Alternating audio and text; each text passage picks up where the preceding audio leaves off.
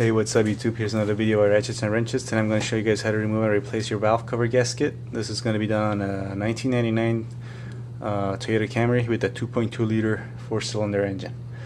Yeah, it's a pretty common leak, you know, on almost any car you get. This is one of the most common leaks you'll ever have. And on this car, the valve cover, it also comes with rubber gaskets that sit in these this tube that's for the spark plug, and they tend to leak. And as you can see, I don't know if you can see, but yeah, we get some leaking going on there, and they also need to be replaced. So the first thing we're going to do is remove our spark plug wires, and these are coming out pretty easy. If they fight you, just twist and pull. You just want to push this away. And next you want to remove this this tube that goes to your PCV valve. You can either remove the PCV valve or the tube that goes into the intake manifold, whatever is easier. I'm going to remove it from that. Alright, next we need to remove this vacuum hose, and this is been placed with this clip. Just push that back and just pull on this.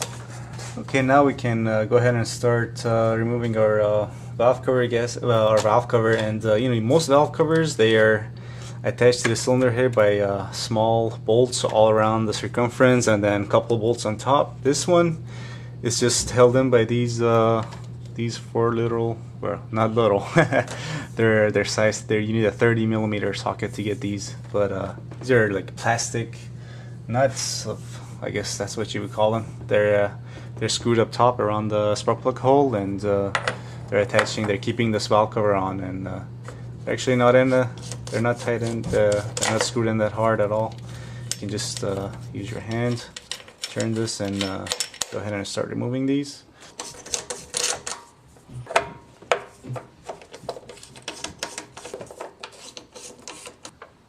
Alright, so now with these out of the way, we can go ahead and see if we can remove our valve cover. It could be stuck on. If it is, you know, just can get something to gently pry in between, stick in between, and just gently pry it up.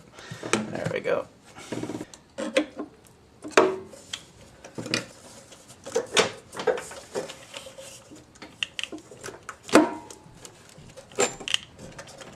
Okay, make sure all these cables and all the other stuff are out of the way, so you don't pull on those.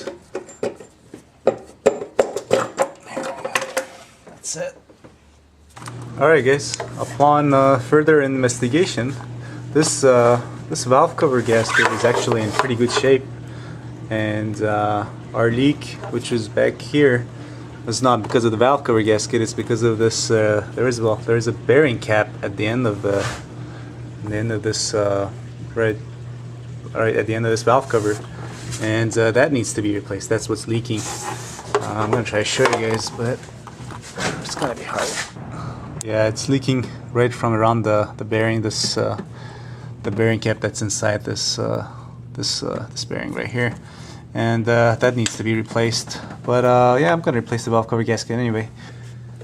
Alright guys, so after calling around a couple of different stores, none of them have it in stock, and it has to be special ordered and whatnot. And you know, I'm actually not gonna wait for that. And you know, thinking about this part is it's a non-moving part. So I think if I just I'm gonna remove this bearing cap, and then take a look at the seal, the bearing the bearing seal itself, and inspect it closely. And you know, I think I'm gonna be able to probably just use some silicone around it and put it back in, and then should be fine.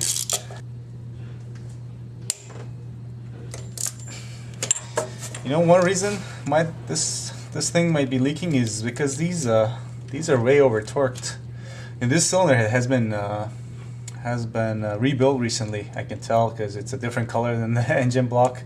There's different rates of corrosion on the surface, and inside of it is pretty much flawless. It's pretty clean. So I think whoever put this back in might have over torqued it and cause the leak that way. But we'll see.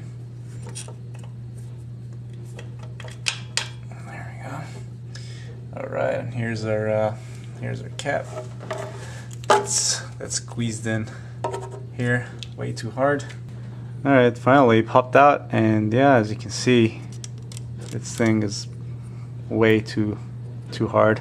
They pressed this in, torqued this in way too hard, and it's caused the leak. But what I'm gonna do is just go ahead and remove all this corrosion, get some brake clean, and get a rag and just get this surface clean this up, and then dry it, and then I'm gonna add a thin layer of gasket, the silicone around this, and just put this back in. Alright, next we're going to get our razor and start scraping off this gasket making material. But before we do that, on this side at least, I'm going to go ahead and remove this piece. I already got it loosened. Otherwise we're not going to be able to really get in there and clean everything up. There we go. Now we're just going to get in there and just scrape this stuff off. Don't go too crazy. You don't want to scratch at the surface. You know, just trying to keep it flat and even, and go around, get all this stuff out, and then we're going to do the same thing on the other side, and clean the surface with some brake clean, clean the rest of the circumference of the cylinder head with some brake clean and rags. Okay, after cleaning our bearing cap, what I'm going to do is, well, I actually ended up using some lacquer thinner to clean all this material, the old material off. That's still some residue remaining, but it shouldn't be a problem.